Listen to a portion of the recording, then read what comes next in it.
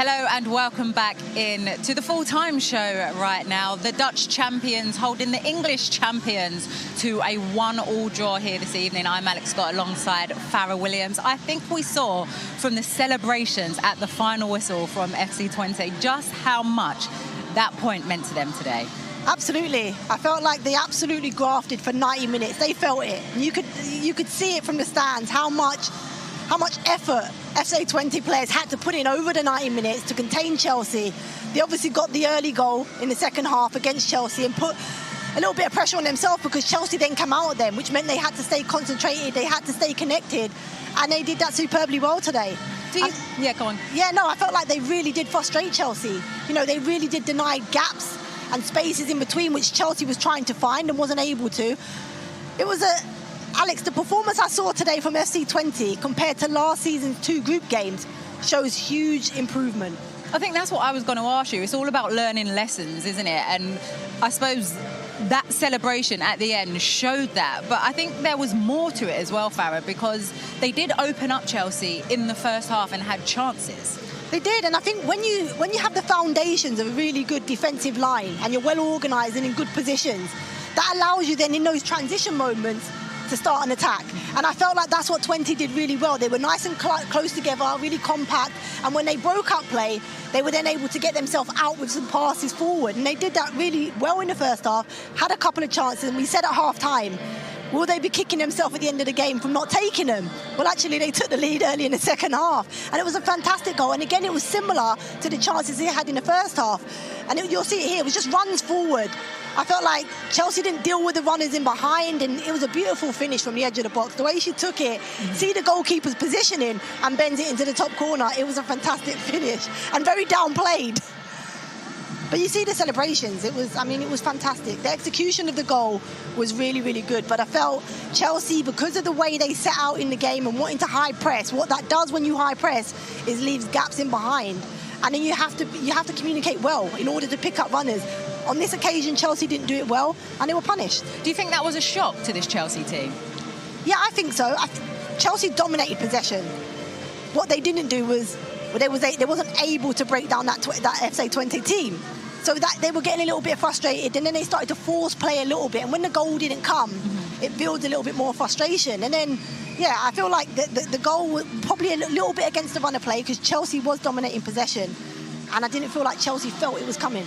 Farah, what do you put it down to? What is it when you look at this Chelsea team? Because when you look at the players and the squad that they have, I mean, they should be going on and possibly lifting this trophy. Yeah, they should. And I think what the positive they can take away from this game is that they come away with a point. And we know it's a group set. You know, the top 12 top 4 go through, and then from 5th to, is it 12? Yes. I think it is. They go into a 2-legged and then playoff. The rest get eliminated. Yeah, and then the rest get eliminated. New format. So they go into that 2-legged. The important thing is they put points on the board, and they did that in coming back. So they show that they know how to stay in games, and we know that about Chelsea. They're not easy to beat. The problem is when they're on top and dominating possession, and they create that many chances on goal. Yeah. They have to be clinical. Well, I tell you what, you're doing a fantastic breakdown. Sonia, please come in and join us in the middle so I can keep you dry. Farah was just breaking down, and we were saying, looking at your team and your squad, that everyone has you down as favourites to go on. What do you put tonight's performance down to? Yeah, of course, it's not a good result at all. We wanted to start the campaign with 3 points and, a victory. But I think tonight, out of possession, I think I'm quite happy with the performance, even if we conceded a goal. And, in possession, I think when you play this game, you need to show more desire, especially when you are in the box. I think we created a lot of opportunities. We couldn't score more than one, especially in the first half, I think. We had multiple situations in the box, and we had 18 crosses, only 6 times we were able to be first on ball, so this is not enough when you play a Champions League game. Sometimes do you look at these games and actually they're important learning curves? Yeah, for sure. You know, I told my players at the end, bad result, it's tough right now because not what we were expecting, but you need to stay together and you need to take some learnings from that. Be on ball, keep working hard, and that's the only thing we can do, stay together and make sure we find the solutions. So for now it's coming back and reviewing the game in the next days and making sure we mentally are able to turn around to focus on the next one. I felt there was a difference in terms of intensity in your press in the game today. Does that come with a little bit of risk in terms of transitions and then being able to recover that? Are you happy for that? Yeah, I'm happy with that. You know, I think the way we want to play out of possession, we want to be an aggressive team. We want to play a high block. I think we had some quite good success.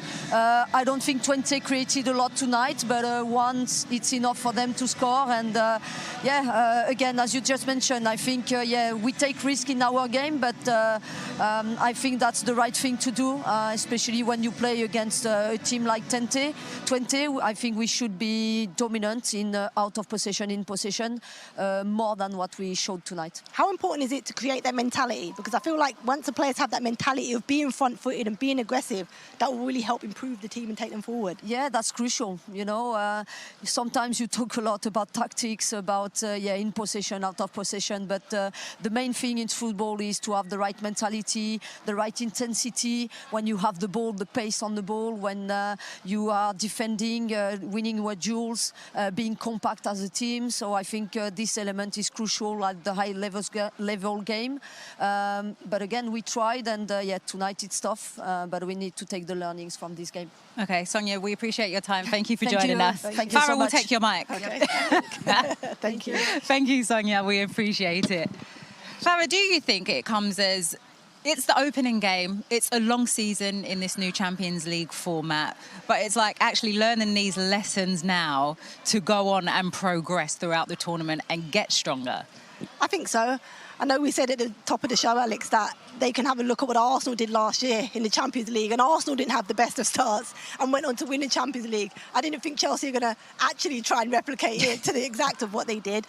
But yeah, it's definitely, as I said, it's a point, and it will be a good point for them in this group phase to help them, you know, at the latter stages in terms of qualifying out of the group and into the knockout. You can see here they're in seventh, so they're just outside of the automatic qualifications. They won't be happy with that position, but they'll be happy with coming away with a point. And it's difficult. They knew they played Twente last year, you know, in a double-header in the group stage, and FC Twente would have had a bit of pride today. They're at home, they had a good crowd here, and they would have wanted to show that improvement. And I felt like they absolutely did that. Defensively, I thought, you know, in terms of that resilience, sometimes that is more than enough, and they showed that today. Well, I suppose the mentality is there because, look, you go behind a goal, but then you find a way, even though you are being frustrated, to get yourself back in the game and get a point. I think that's what this Chelsea team have. Although they were probably getting frustrated, you heard Sonia say there, I think it was 18 crosses, only 6 first contacts. That's not good enough for a team that are going to go on and win a Champions League, because against better opposition, you need to be clinical, you need to be first contact. But the fact they keep on going, they give themselves half a chance of getting back in, and they did that for a penalty. So they are persistent with it, and that's what good teams can do, find a way to get a result out of the game. Wasn't what they wanted, it wasn't all 3 points, but it certainly was a point that will probably be crucial come the end of the group stages. And definitely a penalty, Fara? Absolutely. I think when you stand up like that, slow the ball down, you're inviting a challenge, and all you have to do is touch it past like Guru did, and then Baltimore with a really good finish. And we saw a lot of this last year when it comes to penalties, Baltimore putting it away. So it was a fantastic finish. Do you think actually in the second half that the subs and, I don't know, the changes that Sonia Bompastor was making impacted the game? I think she was trying to get that energy back in those wide areas, and that's why you changed those wide players. And obviously we saw Sam Kerr come back into the game, who gives you something different to Aggie Beaver-Jones. But I felt like maybe Alessa Thompson could have stayed on for a little bit longer. I felt like she was just growing in the game a little bit, and her and Carpenter started to get better connections. Still felt like there's a bit of work to do in terms of timing of movements between the two of them, but they started to get better connections. They were certainly in this right-hand side. I felt they were quite dominant when they were both on. But the changes made, you know, Baltimore on the other side, when the changes happen, higher up the pitch, and we know when she's in those areas, what can happen is she actually was involved in the build-up for the penalty. So Alessa Thompson comes off, and all the ball was down this side when she was on the pitch, and then when she does come off, actually it impacted the other side of the pitch, and it was more impactful down there. Let's have a look at a few of the other chances Chelsea created, because can you just put it down to an off day, Fara? I think so. Or is that me making excuses? No, a little bit. The changes don't help. the changes don't help Chelsea in terms of connections. This one, Captain come into the game and she got a strike away quite early. Really nice cutback. Carpenter gets a strike away, tries to test the keeper, probably wasn't good enough. And then it was down this left-hand side where they got balls into the box, and probably here could have done better. And then who's taking the shot on? And between three or four Chelsea players didn't quite make the right decision, didn't probably fall for anyone nicely enough to put it in the back of the net, so they would have been a little bit frustrated. Sometimes when a team is defending so diligently and so compact, the ball doesn't quite fall as nicely for you. And I felt like this is what happened. And another chance, Aggie Beaver-Jones falls over, and then we get a chance that goes another day that hits the target and tests the goalkeeper. But it just wasn't to be for Chelsea tonight. I didn't feel like their connections were there. I felt like the changes probably don't allow for connections to come. Mm-hmm.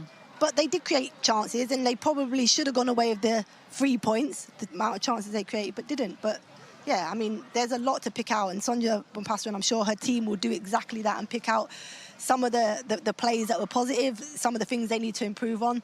And they've got another, tie at home next week to Paris FC. So here's the question for you then, when you're looking at having bigger squads, how do you build those relationships? And actually, is it better to have kind of that smaller squad and know your best starting 11? So it depends on managers. I think some managers like a smaller squad because it's probably easier to manage and keep everybody happy. But then when you're playing that amount of games, once you get 1 or 2 injuries, you're pretty much writing yourself out of competitions. When you have a bigger squad, it's about finding that balance and which players, complement each other the best. And I think that's something that Sonia has to find out. Which we saw a whole new... Do you think she's still trying to find out? I think she wants more from her team. I think she wants that competitiveness. I think we spoke here. It's not about tactics for Sonia. Mm-hmm. And you can see that. It's a mentality thing. They have to shift their mentality. Players like Lucy Bronze, that rubs off. When she's in the team, it's a completely different Chelsea team. And when she's in training, I can assure you that it will probably be the same. It will lift the energy in the session and the competitiveness. And I think that's why she has a big squad, to keep players on their toes, make them hungrier to want to... We saw a whole new midfield 3 in there today, completely different. So those players that are on the bench, who we would argue are their starting midfield 3, surely they're sitting on the bench a little bit angry, a little bit of fire in their belly, and wanting to go into training, after today, and want to get back into that starting 11. And I think that's a sort of desire and mentality that Sonia Bompastor is trying to create.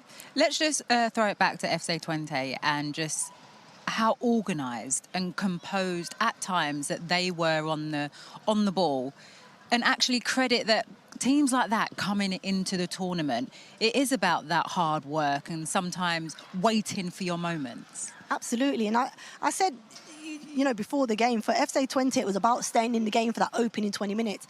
I feel when you're a team that's going to try and bank up and make it really difficult and stay compact, denying spaces, if you concede early when you're trying to do that, all of a sudden, as a collective, you don't believe in what you're doing.